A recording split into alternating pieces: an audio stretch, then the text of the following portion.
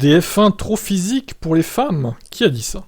Jamie Chadwick est de loin la meilleure pilote féminine en monoplace et celle qui a le plus de chances d'obtenir une place en Formule 1 dans le futur.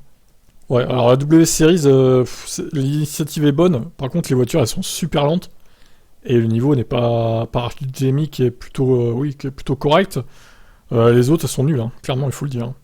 Je ne sais pas ce qui est réellement possible pour une femme pilote, a déclaré Chadwick. Pour entrer en F1, vous devez passer par les formules d'accès, c'est extrêmement physique. Ah bah oui, la F1 est extrêmement physique, et nous ne savons pas exactement de quoi les femmes sont capables d'accomplir dans ce championnat.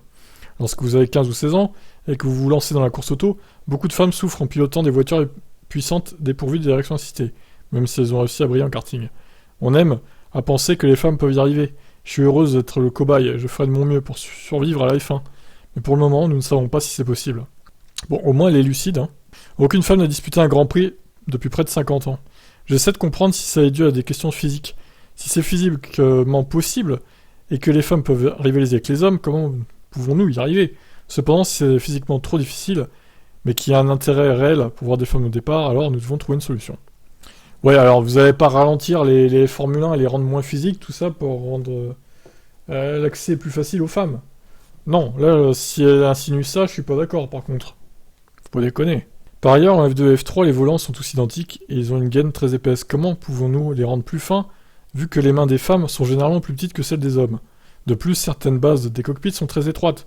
Nous avons des hanches plus larges, et nous ne pouvons pas avoir une position confortable. Ah bah oui, mais bon, là, s'il faut tout adapter, madame, bon, au bout d'un moment, on va pas y arriver. Beaucoup de ces choses sont négligées, pour des raisons évidentes, mais maintenant, nous devons voir si ça fait une différence dans la perfo. Conclut Chadwick. Ouais, bah alors, déjà, il faudrait la voir, elle, en essai libre. Est-ce qu'une écurie lui donnera la possibilité de tester en essai libre cette année? Une écurie de F1?